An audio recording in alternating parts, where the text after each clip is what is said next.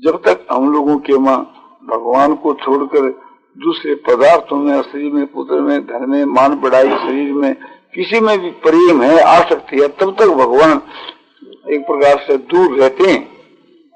जैसे व्यभिचारिणी स्त्री से समझो कि धर्मात्मा और ब्रह्मचर्य के पालन करने वाला उच्च कोटि का सात्विक, धार्मिक और ईश्वर का भक्त और प्रेम ऐसा होना चाहिए कि भगवान के वियोग के बीच के मां हम जी नहीं सके और तड़प के हमारे प्राण चले जाए। जैसे जल के बिना मच्छी जी नहीं सकती है, तड़प तड़प करके मर जाती है, ऐसी हमारी दशा भगवान के विरह की व्याकुलता के मां होनी चाहिए। जैसे भरतजी महाराज जो है श्री राम के विरह में व्याकुल होकर के और विरह रूपी सागर के मां उनका मन एकदम मानो डूब गया और प्राण जाने की तैयारी हो गई है। उसी वक्त भगवान ने हनुमान को भेजा और इससे भी और ज्यादा उसकी दशा बेदशा हो जाती तो हनुमान को नहीं भेज, खुद ही वहां प्रकट हो जाती। जहाँ विलम्ब करने के वास्ते अवकाश नहीं है वहां किसी को भेजते नहीं, वहां तो खुद प्रकट ही हो जाते। तीक्ष्ण का तो इतना प्रेम था कि वे तो भगवान के ध्यान में मस्त हो गया और भगवान के स्वरूप का प्रत्यक्ष की जो अपने अनुभव में दर्शन करने लगा, मानो भगवान के दर्शनों से भी बढ़ करके वो ध्यानावस्था ही थी। तब भगवान बाहर में आए खड़े हैं किंतु उसको पता नहीं। फिर भगवान ने अपने रूप माधुरी को खींच लिया, अपने स्वरूप को खींच लिया और आंख उसकी खुली तो भगवान को सर्वमुख देखता है। उसके प्रेम की जो अवस्था भगवान देख करके भगवान मुग्ध हो गए। तो प्रेम होना चाहिए तो ऐसा ही होना चाहिए, नेम होना चाहिए तो पपैया का जैसा होना चाहिए। चातक जो है उसको पपैया कहते हैं। पपैये के नियम है कि भूमि पड़ा हुआ जल नहीं पीता, चाहे गंगा जल ही हो। आकाश से जो जल बरसता है वो ही पीता है। तो इसी प्रकार से हमारे ये नियम रहना चाहिए कि एक भगवान के स्वर किसी का चिंतन, दर्शन, भाषण, स्पर्श करना ही नहीं। भगवान को छोड़ करके किसी दूसरे से प्रेम करना ही भक्ति के वहां व्यभिचार दोष है। तो भगवान कहते हैं कि मेरे में भक्ति कैसी होनी चाहिए कि अभिविचारिणी मांग तो विचारिणी भक्ति योगी सेवते। जो मुझ परमात्मा में या मुझ परमात्मा को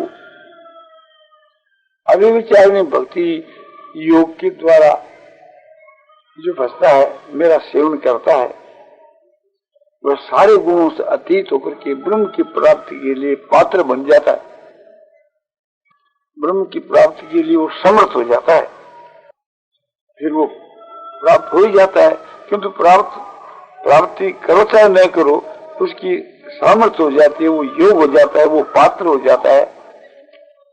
फिर तो भगवान उसको दर्शन दिए बिना रह ही नहीं सकते।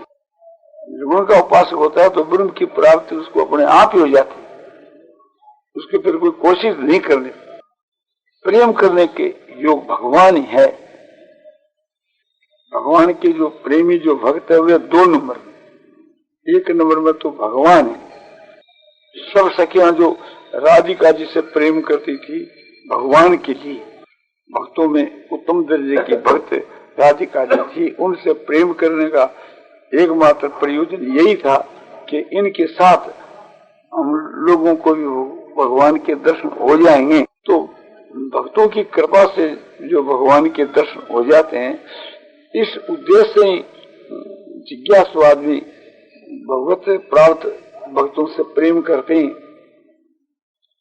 और उन भक्तों के वहां भगवान के समान श्रद्धा प्रेम करता है। बल्कि कोई सत्संग को भगवान से भी बढ़कर समझ करके प्रेम करता है, मुक्ति से बढ़कर समझ के प्रेम करता है, वहां तो भगवान आप ही आ जाते हैं। आखिरी नतीजा तो भगवान की प्राप्ति है।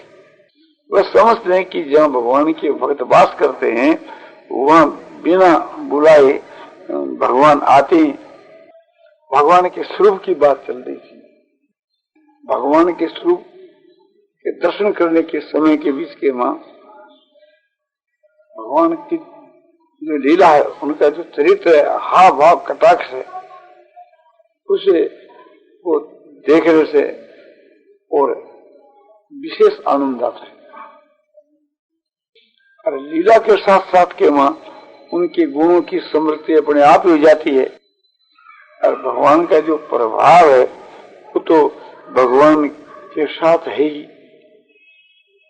भगवान ऐसे प्रभावशाली है कि चाहे तो क्षण मात्र में संपूर्ण संसार का उद्धार कर सकते। भगवान ऐसे गुणी हैं कि एक एक गुण उनके बीच के मां समझो कि अपरिमित ऐसी में उसकी कोई सीमा नहीं। प्रेम की तरफ देखो तो प्रेम की तो भगवान मूर्ति है। भगवान का मूल्य प्रेम। कोई भगवान को खरीदना चाहे तो प्रेम से खरीद सकता है। भगवान प्रेमी के अधीन हो जाते हैं। हम भक्त पराधीन हूं, मैं भक्तों के पराधीन हूं। नरसिंह मेहता भगवान का बड़ा प्रेमी था। तो भगवान कहते हैं कि नरसिंह मां को सिर धनी, बेचे तो बिक जाऊं नरसिंह मां को सिर धनी, कि मैं बेचे तो बिक जाऊं। नरसिंह मारे अपने सिर को मालिक है। भगवान से जब दोस्ती लग जाती है वो दोस्ती फिर छुटाई नहीं छूट सकती।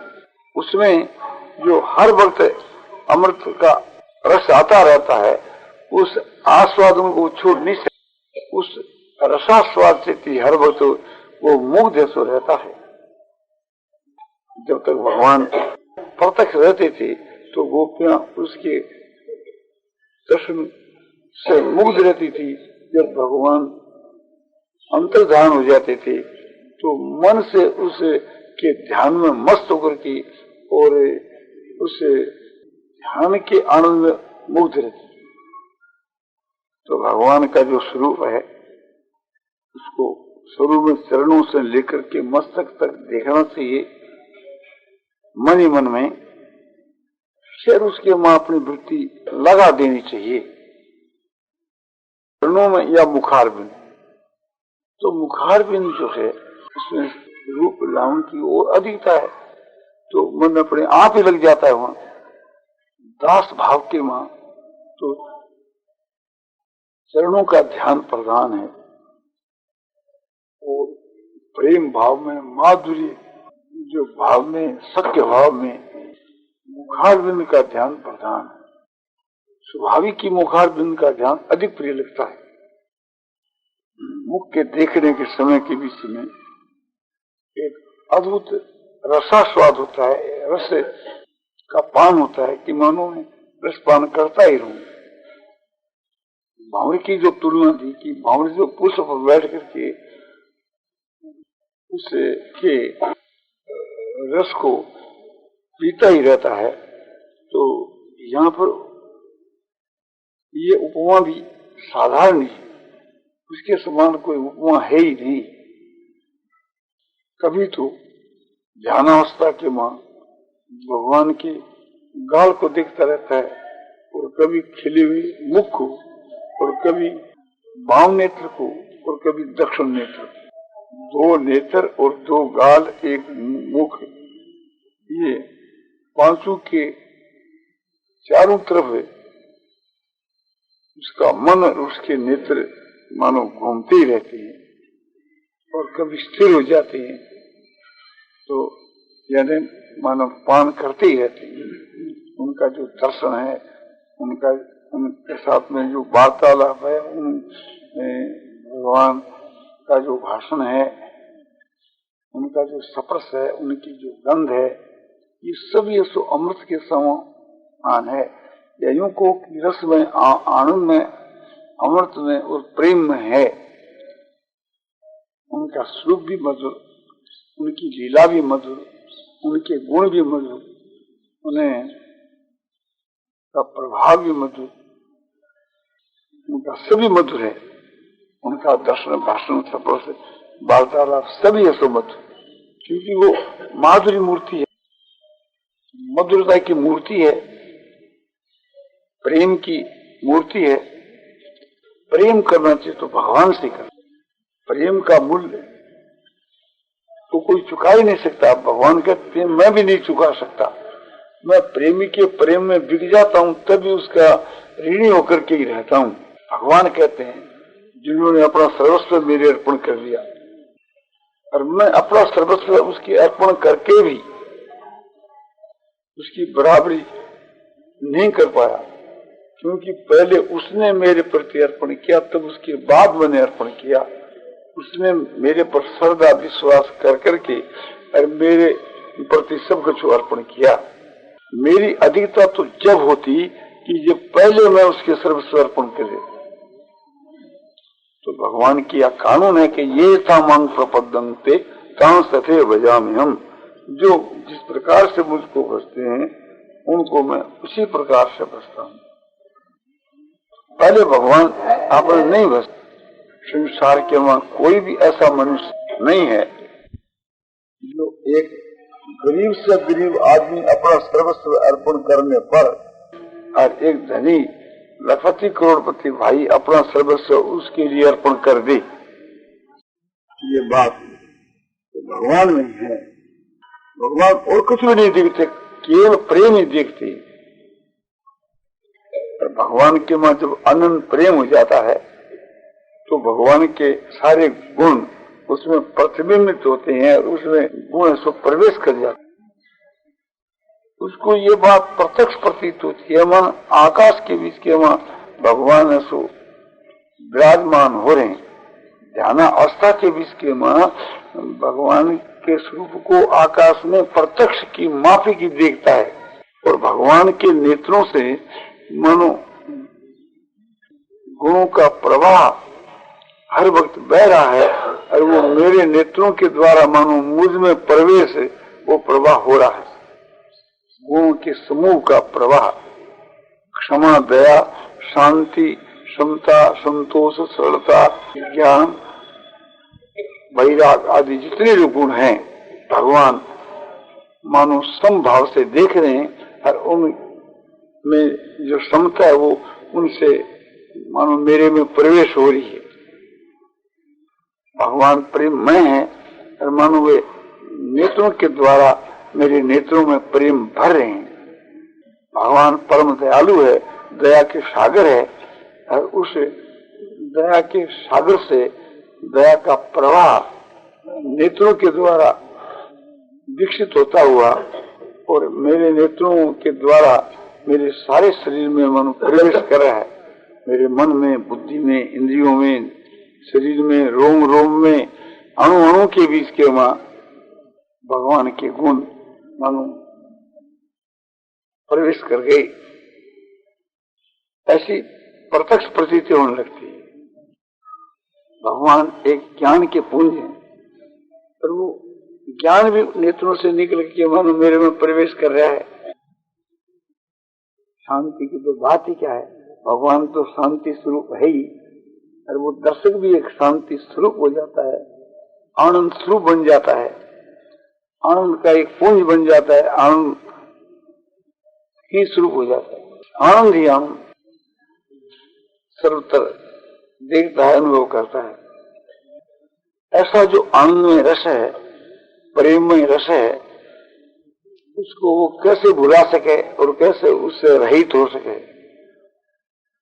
बस वो तो भगवान को चाहता और कुछ भी नहीं चाहता, और भगवान भी ऐसे प्रेमी को ही चाहते और कुछ नहीं चाहते। वो हर वक्त भगवान को देखते रहते हैं, भगवान उसको देखते रहते हैं। योगम पश्यति सर्वत्र सर्वं त्वमयि पश्यति तस्याहं न प्रणश्यामि सतमे न प्रणश्यति। गीता अध्याय 6 श्लोक 30 में भगवान कहते हैं जो सर्वत्र मुझको देखता है मन से और नेत्रों से, और सबको मुझ में देखता है, उससे मैं कभी अलग नहीं हो सकता, वह मुझसे कभी अलग नहीं हो सकता, वह कभी मुझसे अलग नहीं होता, मैं उससे अलग नहीं होता। उसके लिए मैं छिपता नहीं, मैं उसको देखता ही रहता हूँ, मैं उसकी दृष्टि के ओझल नहीं होता, वो मुझको दिखता ही रहता है। फिर एकदम वो मेरे में तन्मय हो जाता है। सर्वभूत योमांग भजती एकत्वमासित सर्वथा वर्तमानोपि सहयोगी मई वर्तते। सारे भूतों के मां मैं आत्म रूप से स्थित हूँ, भगवान कहते हैं। उस मुझ परमात्मा के मां तन्मय होकर के, एक रूप होकर के, प्रवेश कर करके और सर्वत्र मुझको देखता हुआ संसार में जो विचरण करता है, वो मेरे में विचरण करता है, मेरे में क्रीड़ा करता है, मेरे में वो रमण करता है। दूसरों की दृष्टि के मां चाहे वो संसार में विचरण करता हो, किंतु वास्तव के बीच के मां वो मेरे में ही रमण करता है, मेरे में क्रीड़ा करता है।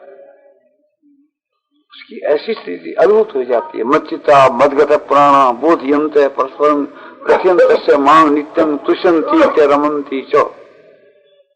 मेरे में जिनका चित्त सो बसता है, वो मच्चिता मदगत प्राण, जिनका जीवन मेरे लिए है, मेरे लिए वो जीता है, मैं जिसके जीवन का आधार हूं, मेरे बिना वो जी नहीं सकता।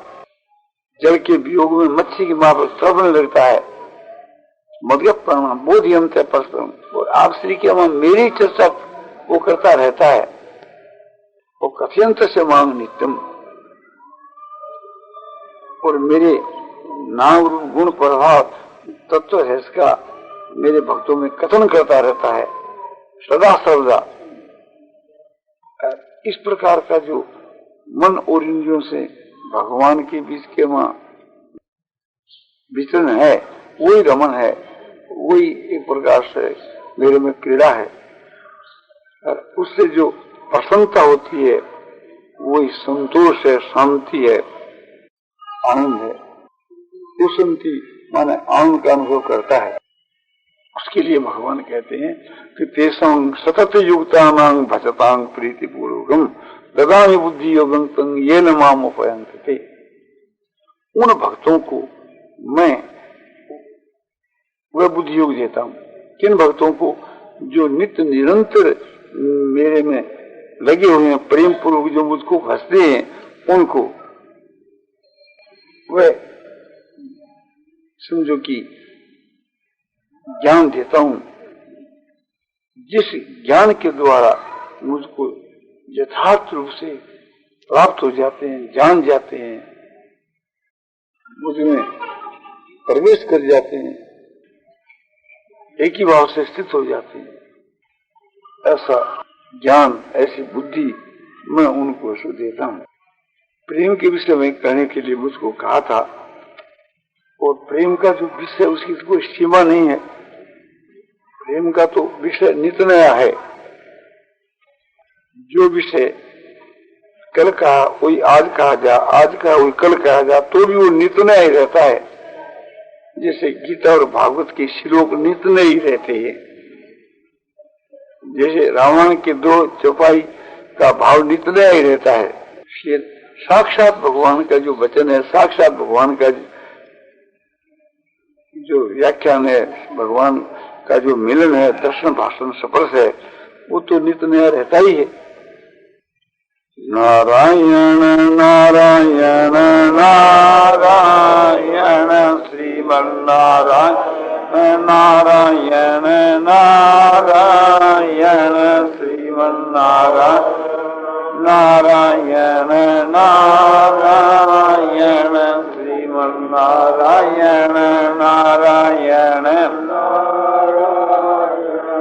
आनंद पूर्णानंद पूर्णानंद अपारानंद शांतानंद घनानंद अचलानंद ध्रुवानंद नित्यानंद बुद्धस्वरूपानंद ज्ञान स्वरूपानंद परमानंद महानंद अत्यंतानंद अचिंतानंद आनंदी आनंद आनंदी आनंद।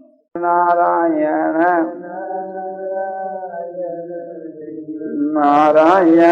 नारायण नारायण नारायण नारायण